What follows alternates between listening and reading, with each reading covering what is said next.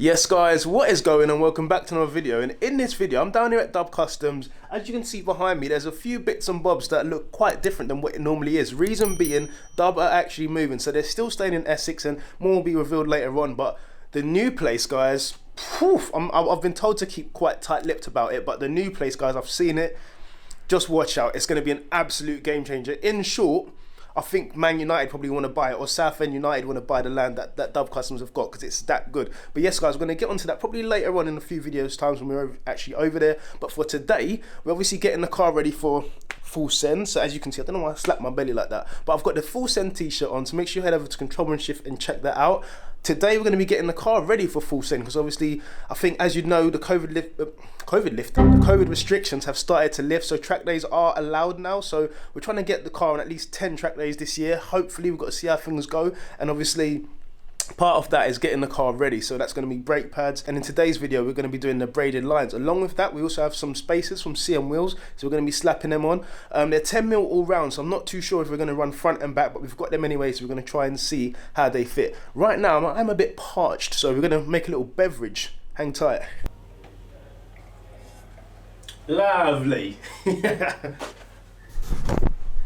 So guys, make sure you head over to Legacy Legends UK and get yourself a mug. They do an array of mugs with different designs and whatnot. You can also pick up something if you want for Father's Day, for your partner, you name it, it's all there. Whether you want to go for Hamilton, if you're going to go for Hoonigan, if you're going to go for Shell, Castrol, it's all on there. So yeah, I've gone for 4 different designs that I really like. Obviously I've got to go for Hoonigan with the Drift King. Obviously I'm a Drift King. Coming soon, stay tuned for that. But yeah guys, as always, links are going to be in the description, and let's get straight into the video. Okay, so in terms of today's video, we've got some BMX spacers from CM Wheels, and Williams Performance have kindly sent us some braided brake lines. So obviously these are braided and obviously made from a lot stronger material than what is currently on the car, and they kind of will stop the swelling that happens. So when you do press on the pedal, all of that force is getting pressed straight down into the piston, as opposed to swelling up a tiny bit and not giving you that constant brake pressure. So obviously going on track quite a lot, this is ideal for me. The spacers is more of an aesthetic thing, so it's more about how it looks, and if you can see from the side here, I do believe they could do it with just coming out a tad. People have said that there may be some rubbing, but bearing in mind I've got the CM Wheels CS Reps wheels. It's quite a little tongue twister here, but these are the CS Reps from CM Wheels, and they're at 9.5J on the front, on the rear, sorry, and at 8.5 on the rear, and the ET is 20 and 30. So I think it's going to be okay, and obviously if it isn't, it's the thing where we can just remove them. But from here, especially looking at the top, you can see it's quite tucked in. So the normal stance for these cars tend to be 12-15 on the BMWs, but for me, I think we could do with just a tad little spacer all round. So yeah, we've got 10mm all round. So while we're on the subject of taking the wheel off and changing the brake lines, we can obviously whack them on. Okay, so it's quite simple to do these things, and one thing I've got to say about these Goodridge braided lines is they come in different colours as well. So obviously I've gone for blue to match the calipers, which might be changing colour very, very shortly, so make sure you stay tuned for what's going to happen on the car. But yeah, we've decided to go for the blue as opposed to the other colours that you can see just there. And it's literally just going to be this, I think it's an 11mm little nut there that just needs to be loosened to allow us to remove there. There is a bit of dirt in there, so what I'm going to do, I'm just going to spray it down with like brake cleaner or whatever I can find, just to clean up the area before we go removing any other stuff. And while we're on the topic, I'm just going to have a look over here. My bump stops are in check, so obviously the fine coding the other day I had to pop down to isn't helping with the old bump stops, because obviously his were all mashed up, because obviously he loves potholes. He was telling me that he finds joy in going through potholes. It really gets the people going. But yeah, enough said about that. Let's get straight into this.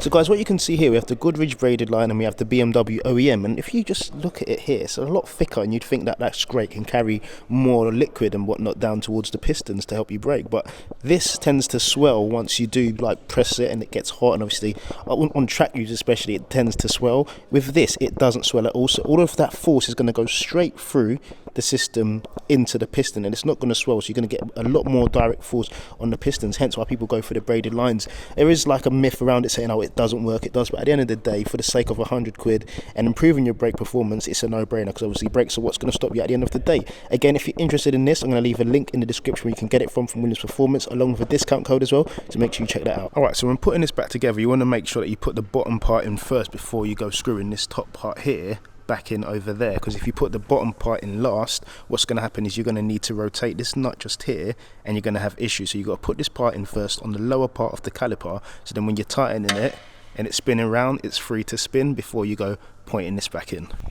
Alright, so as you can see here, we've slapped in the Goodridge braided lines, and it's quite simple to do. As I said, you've got to just aim for the bottom one first. Once you've tightened that up, then you go to the top one. There isn't really any torque settings because you can't really put a torque wrench in there, but what I'd say is nip it up really tight, but not too tight so you don't snap anything, and then go and give the brake pedal a few pushes and make sure that there's no leaks, because obviously if you are leaking brake fluid, you're stuffed, you're in trouble. It's good night and good riddance. So yeah, make sure you get that sorted. All I'm going to do now, I'm going to go to the other side, and then we're going to whack this spacer on, and I'll show you guys how it looks. Okay, so as you can see, that is how it sits. Personally, I think it's bang on. It probably does poke out ever so slightly, so maybe a 5 or an 8 might be better, but for me that's perfect. It does mean, however, that I cannot go to a 275 rear, because obviously on these it comes 245, 265 on the rear, standard tyre width. But with this, it just means I'm going to have to keep the 265, and for me, I prefer it, to be honest, because I do know some people do run a 255 on the front and a 275 on the rear, but I don't really like straying from OEM tyre sizes if I can. Obviously the alloys are totally a different situation, but for me that's okay. I'm happy with that. There is, well, like I said, a bit of poke more than your usual, but it does make it a lot more fat. So let's just, if we can get that angle there, you can see exactly what I'm on about. That just bangs, as opposed to here where you can see it just looks a bit too tucked in there, that we can't even see it. But on the rear, that's bang on. It does look a lot more motorsport. It might not be everyone's cup of tea, but yeah, I'm okay with that. I'm very happy with that. So yeah, all I'm going to do now, I'm going to do the exact same thing on the front. It's slightly different, obviously, because you've got like the cables held in somewhere. So I'll show you that briefly, and then we'll go out for a spin, and I'm going to tell you guys what's coming next on the channel. Because in terms of this car, it's been a long time coming, but with this happening, and obviously with Trackday's coming, I'm not getting gapped.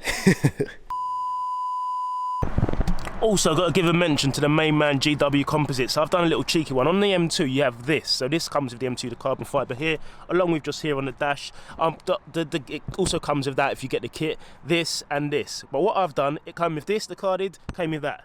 I got this from Carjack, so smash that out. Lovely, top man. Make sure you check in the description again, discount code for that. And GW Composite has actually done this, and it's banging. It's on par. You can see my sandwich bar. Obviously, the missus said I've got to eat lunch, so a little sandwich. Yeah, you can see that's on par.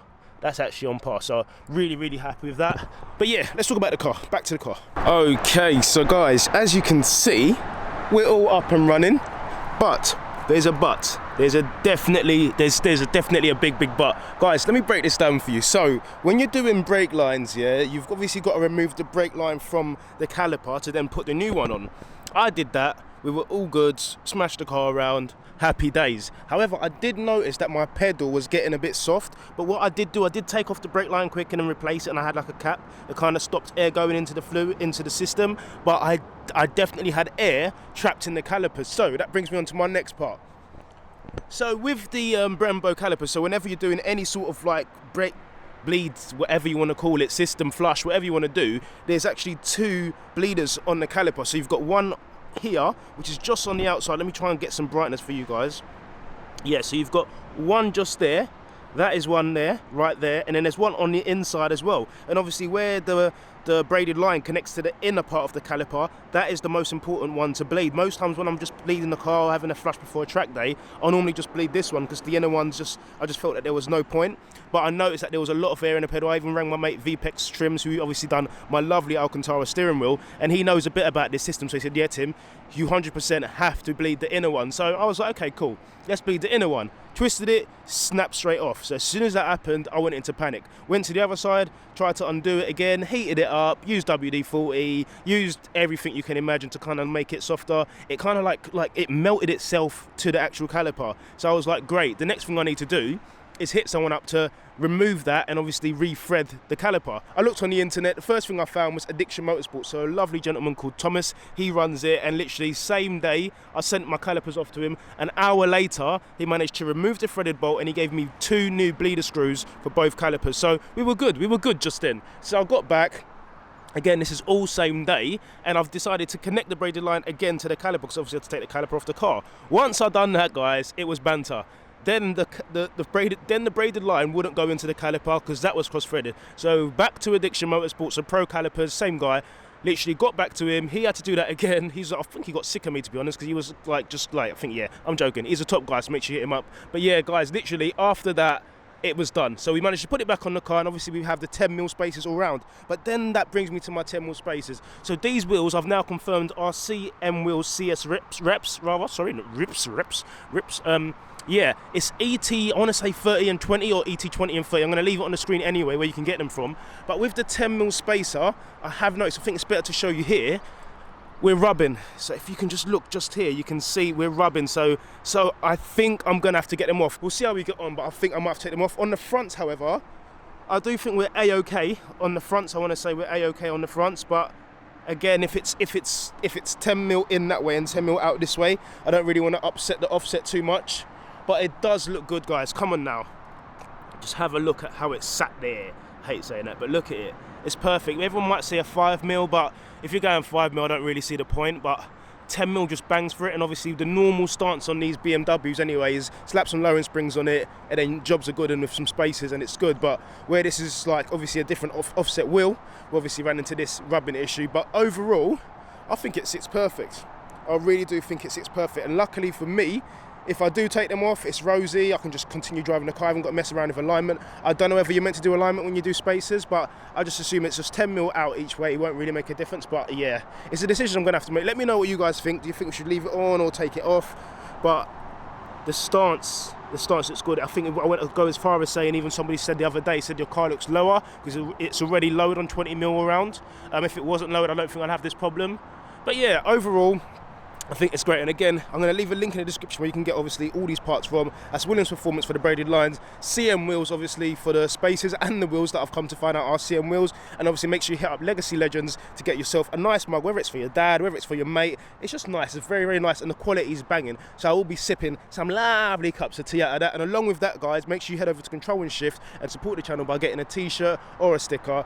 And I hope you're having a great Sunday, and I'll see you in the next one. I'm going to go out for a hoot now. See ya. Take care. God bless.